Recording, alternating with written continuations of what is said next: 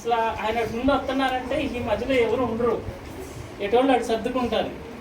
అంటే అంత భయం వేస్తూ ఉండేది, అంటే అన్న క్వశ్చన్స్ అడుగుతూ ఉంటారని. సో నేను వెళ్ళేవాడిని కాదు, మళ్ళీ వెనక్కి వచ్చేవాడిని. అన్న మళ్ళీ 2 months ట్రై చేసిండు.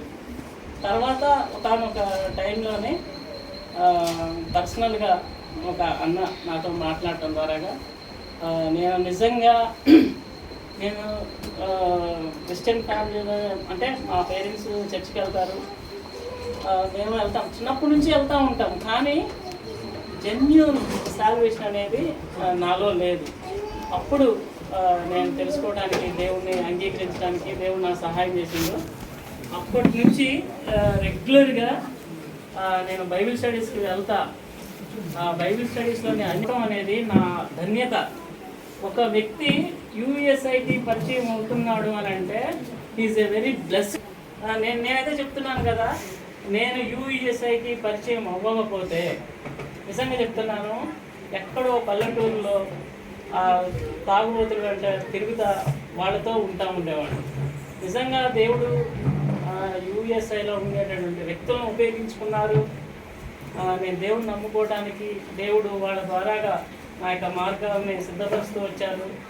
నేను దేవుళ్ళు స్థిరపడటానికి నిజంగా చెప్తున్నా, నేను పర్సనల్గా నా సొంత ఒపీనియన్స్ని నేను పక్కోళ్ళకి కూడా చెప్పలేని పరిస్థితి రాదు. అంటే అంత ఇన్ఫీరియారిటీ కాంప్లెక్స్ ఉండేది, అంత నర్వస్గా ఉండేవాడిని. బట్ దేవుడు కంప్లీట్గా నన్ను ట్రాన్స్ఫార్మ్ చేస్తూ వచ్చారు. నిజంగా నన్ను చూసిన వ్యక్తి ఇప్పుడు ఎవరైనా ఒకళ్ళు అంతకుముందు నన్ను చూస్తే ఇప్పుడు నన్ను చూస్తే నిజంగా దేవుడు ఎంత ట్రాన్స్ఫార్మ్ చేస్తాడు ఒక వ్యక్తిని అనే విషయాన్ని డెఫినెట్గా వాళ్ళు చెప్పగలుగుతారు. ఈ విధంగా నాకు యూఎస్ఏ ద్వారాగా అనేక విషయాలు నేర్పిస్తూ వచ్చారు. అన్నోళ్ళు వెళ్ళిపోతే ఎలాగా అని మీరు అంటున్నారు కదా, మేము చిన్నోళ్ళు చాలా పెద్ద అన్నోళ్ళు ఉన్నారు. అందరూ ఇక్కడ ఉన్న అన్నోళ్ళు అందరూ కూడా అదే లవ్ అదే కేర్ చూపిస్తారు కూడా. అంటే నేను యాజ్ ఎ సీనియర్ అడ్వైజర్గా ఉన్నాను కాబట్టి మీతో ఎక్కువగా మింగిల్ అవుతూ మీతో మాట్లాడుతూ ఉన్నాను. బట్ డెఫినెట్లీ అన్న వాళ్ళకి జాబ్ తర్వాత నెక్స్ట్ ఏముంది అని అంటే నిజంగా మీరే తమ్ముడు, మాకు మీరెంతో విలువైన వ్యక్తులు. నిజంగా చెప్తున్నాను, మీరెంతో విలువైన వ్యక్తులు. మీకోసం ఎంత టైం అయినా ఇస్తాము, ఏమైనా చేస్తాము. మా యొక్క ఆకాంక్ష ఏంటంటే మీరు దేవునిలో నిలబడాలి, దేవుని కొరకు యథార్థంగా జీవిస్తూ మీలాంటి స్టూడెంట్స్ని దేవునిలోకి నడిపించాలి, అంతే. ఇంకంతకుమించి ఇంకేమీ లేదు. సో ఆ విధంగా దేవుడు యూఎస్ఐకి నన్ను పరిచయం చేయడం అనేది నేను ధన్యతగా ఫీల్ అవుతూ ఉన్నాను. అన్నవాళ్ళు ఈఎస్ఆర్ అన్నవాళ్ళు నాకు స్టూడెంట్స్గా ఉన్నప్పటి నుంచే తెలుసు. అన్న చాలా బైబిల్ స్టడీస్ తీసుకునేవాళ్ళు. క్యాంప్లో అక్క బైబిల్ స్టడీ తీసుకునేటప్పుడు నేను వాళ్ళ గ్రూప్లో కూర్చునేవాడిని. అంటే అప్పుడు బాయ్స్ అండ్ గర్ల్స్ ఉండేవాళ్ళం. నేను ఇక్కడ ఒక 3 years సింగిల్ గ్రాడ్యుయేట్గా వర్క్ చేయడం జరిగింది. అంటే ఒక కంపెనీలోనే స్టార్టింగ్ ఫస్ట్ జాబ్ నాకు విజయవాడలోనే ఆటోనగర్లో ఉంటుంది. అక్కడ ఉన్నప్పుడు అంటే సింగిల్ గ్రాడ్యుయేట్గా ఉన్నప్పుడు నేను అంత ఎఫెక్టివ్గా ఏం వర్క్ చేయలేకపోయాను. తర్వాత దేవుని చిత్తంలో గురుగా వెళ్ళడం జరిగింది. అక్కడ కొన్ని విషయాలు దేవుడు నాకు నేర్పిస్తూ వచ్చారు. తర్వాత మళ్ళీ ఇక్కడికి రావడానికి అక్కడి నుంచి ఈ విధంగా ఈ పరిచర్య ద్వారాగా నేను ఎంతో మేలు పొందాను. సో దాన్ని బట్టి నేను దేవుని స్తుతిస్తూ ఉన్నాను.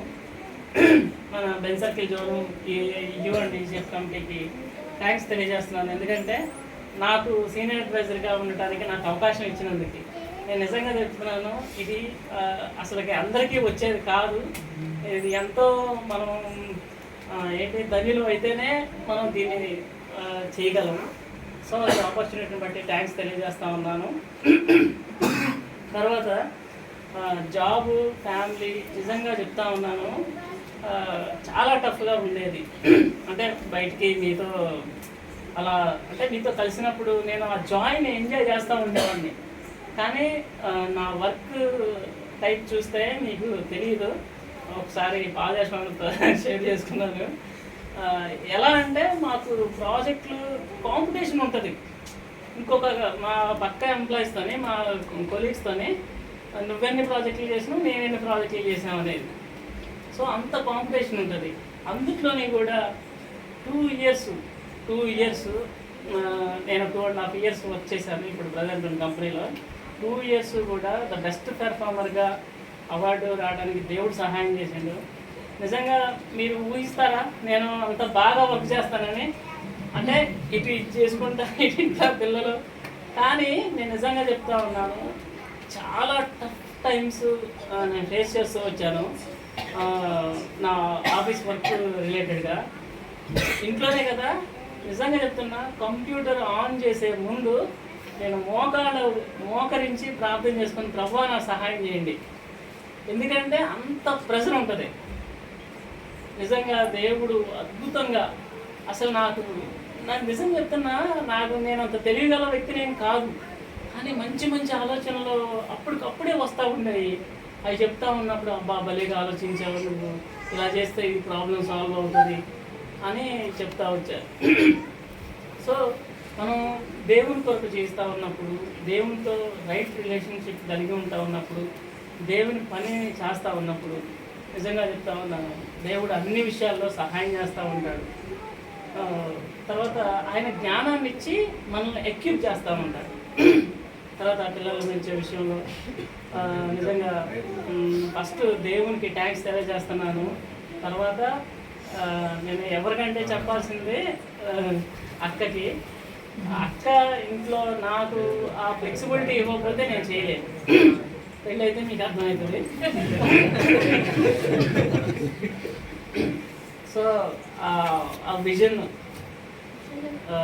విద్యార్థుల కొరకు పని చేయాలనేటువంటి విజన్ అక్కడికి ఉండటం, తర్వాత అక్క కూడా నన్ను కంప్లీట్గా వదిలేశారు.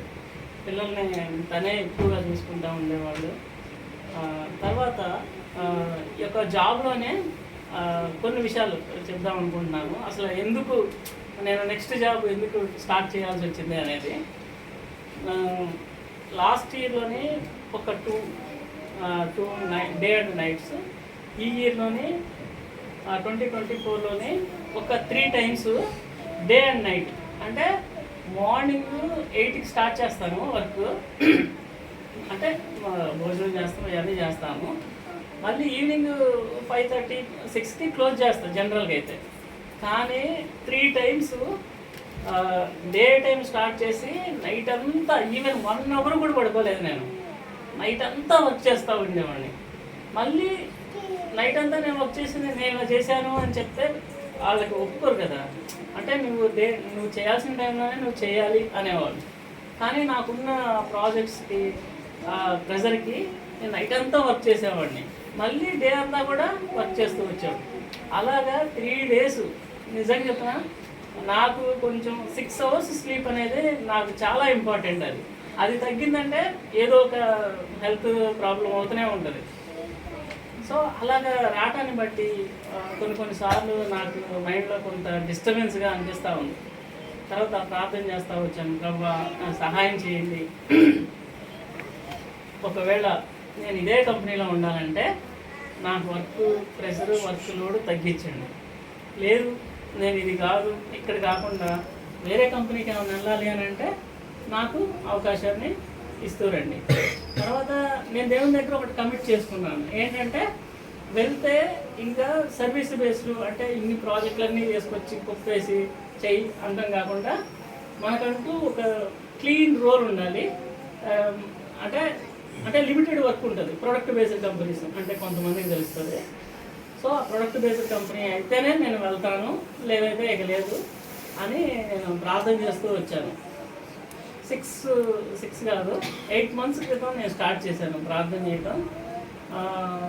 4 months తర్వాత ఒక ఓపెనింగ్ నేను చూడటం జరిగింది. జనరల్గా చెప్పాలంటే ఆ కంపెనీలో నాలంటి ఉన్నాయి. అంటే నాది మనం అంత ఎఫిషియెంట్ ఇంగ్లీష్ కాదు, అంత నాలెడ్జబుల్ కూడా కాదు, రావడానికి అవకాశం లేదు. బట్ అది foreign based company. So just try చేద్దాం అని నేను అప్లై చేయడం జరిగింది. వాళ్ళు 1 week తర్వాత కాల్ చేశారు. ఫస్ట్ రౌండ్ అయిపోయింది. ఫస్ట్ రౌండ్ నుంచి ఇంకా నేను వాళ్ళు కాల్ చేసిన దగ్గర నుంచి స్టార్ట్ చేస్తున్నాను. ప్రభువా ఇది మీ చిత్తమేనా, నేను వెళ్ళాలా వద్దా, ఇది మీ చిత్తం అయిపోయింది, అది క్లియర్ అయిపోయింది. మళ్ళీ సెకండ్ రౌండ్ మళ్ళీ షెడ్యూల్ చేశారు. షెడ్యూల్ చేసిన తర్వాత దేవుడు నాతో ఒక విషయాన్ని అక్కడున్న సంఘటన ద్వారా నాతో మాట్లాడుతూ వచ్చారు. ఏమనంటే నిన్ను అభిషేకించి నీకు విజయాన్ని అనుగ్రహించదును అని దేవుడు సమూయేలు గ్రంథంలో నేను కోయటం చేసుకుంటా ఉన్నాను. దాని ద్వారా మాట్లాడుతూ వచ్చాను. తర్వాత ఓహో అయితే ఇది అవ్వబోతా ఉందేమో అని నేను అనుకొని మళ్ళీ ప్రార్థన చేస్తూ ఉన్నాను. మళ్ళీ సెకండ్ రౌండ్ వచ్చింది. సెకండ్ రౌండ్ అయిపోయింది. దానికి థర్డ్ రౌండ్కి చాలా గ్యాప్ వచ్చింది. గ్యాప్ అంటే ఒక 2 వీక్స్ వచ్చినట్టు ఉంది. ప్రార్థన చేస్తూ ఉన్నాను, ప్రభువా ఒకవేళ ఇది మీ చిత్తం అయితే నేను అంత డీప్ అండ్ డెప్త్గా ఇంటర్ప్రెట్ చేసుకోలేను, నాకు అర్థం అవ్వాలి. ఇదిగో నువ్వు వెళ్ళు అని నాకు చెప్పండి, నాకు అర్థం అవ్వాలి. ఎవరికి అవ్వకపోయినా అవసరం లేదు, నాకు అర్థం అవ్వాలి.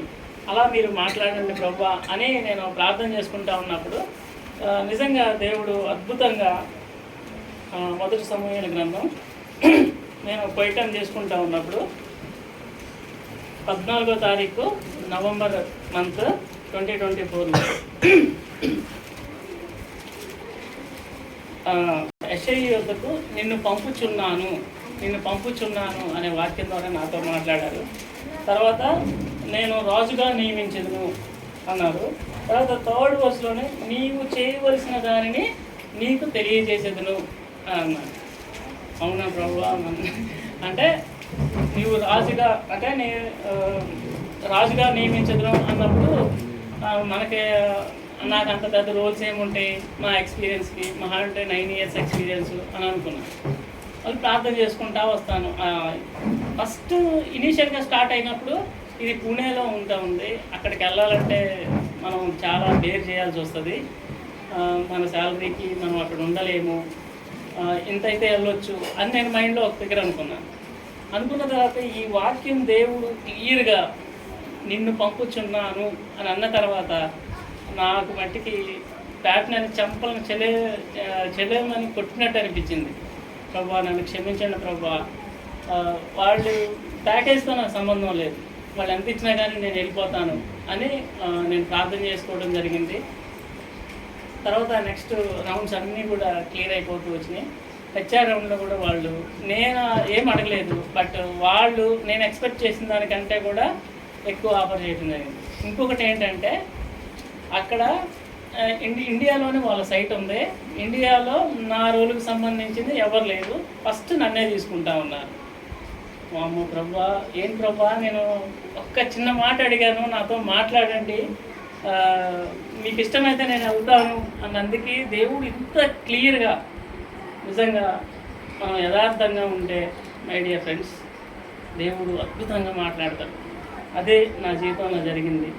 సో బట్ తర్వాత నేను ఆలోచించాను, లాట్ ఆఫ్ ఛాలెంజెస్ ఉన్నాయి, అక్కడ కూడా ఛాలెంజెస్ ఫేస్ చేస్తామని కూడా చెప్పారు దేవుడు. But God is with you అని దేవుడు నాతో మాట్లాడు. కాబట్టి మీరందరూ తప్పకుండా నా కొరకు ప్రార్థన చేయండి. ఎక్కడున్నా కానీ నమ్మకంగా ఉండాలి. మనకి దేవునికి ఫస్ట్ అదే నమ్మకంగా ఉండాలి. తర్వాత మన పరిధిలో మనం చేయవలసిన దాన్ని మనం చేయాలి. Thank you for this opportunity. And మన అన్న వాళ్ళకి, అక్క వాళ్ళకి అందరికీ కూడా థ్యాంక్స్ తెలియజేస్తాము. నన్ను గైడ్ చేశారు అనే విషయాన్ని మాత్రం నేను షేర్ చేసుకుంటాను. సో మీకు ఆల్రెడీ కొంచెం చెప్పారు కదా సిచ్యువేషన్ ఎట్లా ఉంది అనేది. సో అలాంటి క్రిటికల్ సిచ్యువేషన్స్లో ఫ్యామిలీని మొత్తం బ్యాలెన్స్ చేసుకోవడానికి చాలా కష్టం అవుతుంది. అంటే డే అండ్ నైట్ వర్క్ చేస్తూ ఉన్నప్పుడు కంప్లీట్గా పిల్లల్ని హ్యాండిల్ చేయడం అన్నా లేదంటే మిగిలిన చూసుకోవటం అన్నా చాలా కష్టంగా ఉంటుంది. సో అలాంటి సిచ్యువేషన్స్లో ప్రేయర్ చేస్తూ వచ్చినప్పుడు దేవుడు నాతో ఎట్లా ఏం మాట్లాడారు అనేది చెప్తాను. సో నేను మామూలుగా జనరల్గా క్వైట్ టైం కాకుండా నేను ఫ్రీగా ఉన్న టైంలో ఏదైనా ఒక బుక్ స్టడీ చేస్తాను. అలాగా సాంగ్స్ చదువుతూ ఉన్నప్పుడు ఫస్ట్ టైము దేవుడు నాకు ఇచ్చిన ప్రామిస్ ఏంటి అని అంటే యెహోవా ఉత్తమమైన దాన్ని అనుగ్రహించు అనేది. సో ఆ మాటను పట్టుకొని మీరు ఉత్తమమైనది ఇస్తా అన్నారు. అంటే నేను ప్రేయర్ చేసింది కూడా ఏంటి అని అంటే ఇక్కడ ఉండాలా, ఒకవేళ ఇదే కంపెనీలో కంటిన్యూ చేయాలి అని అంటే వర్క్ లోడ్ తగ్గించండి, లేదు అని అంటే ఏదైనా వేరే కంపెనీలో జాబ్ ఆఫర్ ఇవ్వమని చెప్పి ప్రేయర్ చేస్తా ఉన్నప్పుడు ఏదో ఉత్తమమైన దాన్ని అనుగ్రహించు అని చెప్పి మాట్లాడుతూ వచ్చారు. సో అయితే వేరే కంపెనీకి షిఫ్ట్ అవుతున్నామనేది అర్థమైంది. అలా తర్వాత 2 days తర్వాత మళ్ళీ ఎగ్జామ్స్ చదువుతా ఉన్నప్పుడు 91 చాప్టర్ 15th వర్స్లో ఏమని ఉంటుందంటే, అతను నాకు మొదపెట్టగా నేను అతనికి ఉత్తరం ఇచ్చేదను, శ్రమలో నేను అతనికి తోడే ఉండేది, అతను విడిపించి అతను గొప్ప చేసేది. ఈ ప్రామిస్ మాకు మ్యారేజ్ అయిన నా కొత్తలో ఒక పాస్టర్ గారు ఇచ్చి అంటే ఫ్యామిలీకి ఇచ్చారనమాట. సో నేను అది చదువుతా ఉన్నప్పుడు మళ్ళీ నేను రికలెక్ట్ చేసుకోవడం జరిగింది. దేవన్ మీరు ఆల్రెడీ ఎప్పుడో ప్రామిస్ చేశారు, అంటే ఒకసారి నెరవేరిపోతే కాదు కదా, మా లైఫ్ మొత్తం మీ ప్రామిస్ నెరవేర్చబడతారు కదా అని చెప్పి, సో శ్రమలో ఉంటే విడిపిస్తా అన్నారు, తోడుగా ఉంటా అన్నారు అని చెప్పి అక్కడ అంటే ప్రామిస్ ఇచ్చారు కాబట్టి దాని గురించి విడిపిస్తారు, బట్ ఇట్లా టేక్ టైం. సో ఎంత టైం పట్టింది అనేది తెలీదు. సో అలా ప్రేయర్ చేస్తూ ఉన్నప్పుడు నేను వెంటనే తిరిగి షేర్ చేయలేదు ఆ విషయం. జనరల్గా నేను పర్సనల్గా చదువుకుంటూ ఉన్నప్పుడు దేవుడు నాతో మాట్లాడింది అనమాట. ఫ్యామిలీ ప్రేయర్లో ఇద్దరం కూడా ఒకరోజు మాట్లాడుకుంటూ ఉన్నాము. చెప్పా ఇలాగా దేవుడు నాతో మాట్లాడుతూ వచ్చారు అంటే తను ప్రేయర్ చేస్తున్నట్లు మామూలుగా ప్రేయర్ చేసుకుంటున్నాం, కానీ ఇంత క్రిటికల్ సిచ్యువేషన్ వచ్చినప్పుడు సీరియస్గా ప్రేయర్ చేశామన్నమాట. ఫ్యామిలీ ప్రేయర్లో ఫస్ట్ శామ్యుయల్ చదువుకుంటా ఉన్నాము. దాంట్లో దేవుడు మాకు ఇచ్చిన వాగ్దానం ఏంటి అని అంటే, సౌలు దావీదుతో చెప్తారు, నువ్వు ఆశీర్వాదం నందుదు గాక, ఘనకార్యంలో కూడుకొని విజయం నందుదు గాక అని. సో అక్కడితో క్లారిటీ అయిపోయింది అనమాట. నాకు కన్ఫర్మేషన్ వచ్చింది, ఓకే దేవుడు విజయాన్ని ఇస్తా అన్నారు, ఇంటర్వ్యూలో విజయం వచ్చింది. కానీ అప్పటికి ఇంకా రౌండ్స్ ఏం స్టార్ట్ అవ్వాల, అయితే దేవుడైతే వాగ్దానం ముందే ఇచ్చారు. దాన్ని బట్టి ప్రేయర్ చేస్తున్నప్పుడు అయితే వాగ్దానం వచ్చింది, కానీ మొత్తము 5 rounds జరిగాయి. ప్రతి రౌండ్కి గ్యాప్ ఉంటుంది కదా, వాళ్ళు సెలెక్ట్ చేశారా లేదా అనేది చాలా కన్ఫ్యూజన్గా అట్లా అంటే ఒక్కొక్క సిచ్యువేషన్లో దేవుడు వాగ్దానం ఇచ్చారు. సో ఆయన మీద నమ్మకం ఉంచాలి అని చెప్పి ప్రొసీడ్ అయితే వచ్చాము. అయితే దేవుడు ఇచ్చారు, అయితే ఇది పూణేలో కాబట్టి మేము అక్కడికి వెళ్ళాలా, లేదంటే వాళ్ళనే మేము వర్క్ ఫ్రమ్ హోమ్ అడగాల అని చెప్పి దాని గురించి ప్రేయర్ చేస్తాను. అంటే ఈ వాగ్దానం ఫ్యామిలీ ప్రేయర్లో జెన్సిస్ చదువుతా ఉన్నాను, 46th chapter 3rd and 4th verses నేనే దేవుడును అని చెప్పి స్టార్ట్ చేసి యాకోబుతో దేవుడు చెప్పిన మాటలు అనమాట. అక్కడ ఏమన్నా చెప్తా అంటే, ఐగుప్తునకు వెళ్ళుటకు భయపడకము, అక్కడ నేను గొప్ప జనముగా చేసేదను, నేను ఐగుప్తునకు నీతో కూడా వచ్చేదను, అంతేకాదు నేను నిశ్చయంగా నేను తిరిగి తీసుకొని వచ్చేదను అని చెప్తానంట. సో అక్కడికి వెళ్ళడానికి భయపడద్దు, నేను నీకు తోడుకుంటాను, భయపడద్దని అయితే నాకు దేవుడు కన్ఫర్మేషన్ ఇచ్చిన తర్వాత చాలా ఏమంటారు ఆ సంతోషం లేదు కదా, దేవుడు మనతో వస్తున్నప్పుడు మనం ఎక్కడికైనా వెళ్ళటానికి ఆ ధైర్యం వస్తుంది. సో ఈ ప్రామిస్ వచ్చిన దాన్ని బట్టి నేను దేవుడు నాతో మాట్లాడిన దాన్ని బట్టి నేను దానికి అంటే నా వైపు నుంచి నేను ఇంకేం అబ్జెక్షన్ ఏం లేదు, మనం అక్కడికి వెళ్ళటానికి ఓకే అని చెప్పి చెప్పడం జరిగింది. అట్లానే నేను ఇంకోటి ఏమని అడిగానంటే, ఆల్రెడీ మా అక్క ఉన్నారు, వాళ్ళు గుజరాత్లో ఉంటారనమాట. సో ఇప్పుడు నేను కూడా అటు సైడ్ వెళ్ళాలి అని అంటే మా పేరెంట్స్ దగ్గర నుంచి అబ్జెక్షన్ రాకూడదు. ఇదే స్టార్టింగ్ నుంచి ప్రేయర్ చేసుకుంటున్నా, ఇంటర్వ్యూస్ మొత్తం అయిపోయే వరకు కూడా నేను ఇంట్లో చెప్పలే, ఎందుకంటే వీళ్ళు అబ్జెక్ట్ చేస్తారేమో అన్నట్లు ఫీల్ అయ్యాను. అయితే దీని గురించి ప్రేయర్ చేస్తూ వచ్చినప్పుడు ఏం అనలేదు, కానీ అంటే జనరల్ ప్రేయర్ చేసుకోండి, దేవుడు విల్లింగ్ గాడ్స్ విల్ అయితే కనుక మీరు ప్రొసీడ్ అవ్వండి అని చెప్పి ఒక మాట అన్నారనమాట. సో ఆ మాటను బట్టి అంటే అత్తమ్మ వాళ్ళు కానీ మమ్మీ వాళ్ళ దగ్గర నుంచి కానీ మా పేరెంట్స్ దగ్గర నుంచి ఎటువంటి ప్రాబ్లం లేకుండా వాళ్ళు కూడా సంతోషంగా యాక్సెప్ట్ చేయడానికి దేవుడు సహాయం చేస్తూ వచ్చారు. ఇది మేమైతే ఎక్స్పెక్ట్ చేయలేదు, దేవుని యొక్క ఏర్పాటు అని చెప్పి ఇద్దరికి కూడా స్పెసిఫిక్గా మాకున్నటువంటి భయాలను కానీ మాకున్నటువంటి వాటి విషయాల్లో దేవుడు మమ్మల్ని గైడ్ చేస్తూ వచ్చారు అనమాట. సో ఇప్పటి వరకు కూడా ఈ 2 yearsలో చక్కగా ఈ చెఫ్లో లో మేము ఫ్యామిలీగా యాడ్ అవుతూ మీ యొక్క సహవాసంలో ఉండటానికి ఇప్పుడు వరకు దేవుడు ఎంతగానో సహాయం చేస్తూ వచ్చారు. మీ అందరి సపోర్ట్ కొరకు, ప్రేయర్ కొరకు చాలా థ్యాంక్స్ తెలియజేస్తా ఉన్నాను. సో ఫర్దర్గా కూడా మేము ఎక్కడ ఉన్నప్పటికీ దేవుని యొక్క చిత్తంలో ఏర్పాటులో ఉండి ఆయన యొక్క పని నెరవేర్చాలని మా కొరకు ప్రేయర్ చేయండి. Thank you for thank you so much. ఇంకొకటి మీ అందరినీ కూడా అడగాల్సిన బాధ్యత నాకుంది. నిజంగా చాలామందిని కొన్ని సమయాల్లో హర్ట్ చేశాను. దయచేసి నన్ను క్షమించండి. అది ఎందుకంటే దేవుని పని విషయంలో అది నాకు కొంత ఆ పర్ఫెక్ట్నెస్ దేవుడు ఎందుకనో అలా ఇచ్చిండు. రియల్లీ ఐఎమ్ వెరీ సారీ అన్న, అక్క, తమ్ముడు మిమ్మల్ని ఏమన్నా ఇబ్బంది పెట్టానంటే కొంతమందిని నేను కొంచెం గట్టిగా మాట్లాడాను. దయచేసి మీ అందరి ముందు క్షమాపణ కోసం థ్యాంక్ యూ.